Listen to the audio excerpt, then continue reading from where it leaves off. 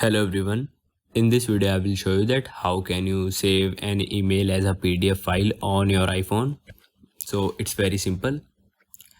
Go to home screen of your iPhone and open Mail app. Now select that mail you want to save as PDF by tapping on it to open it. While viewing the image, tap on reply button. It looks like curved arrow at the bottom. In the reply menu, if you scroll down, then you will find the option of print. Tap on it. Now you can tap the share button in the top right corner.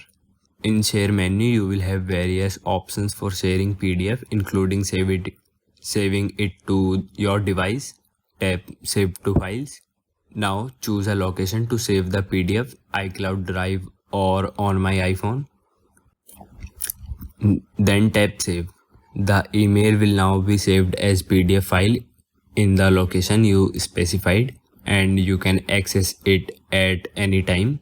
Here you can see the email became PDF. So this is how you can convert an email to PDF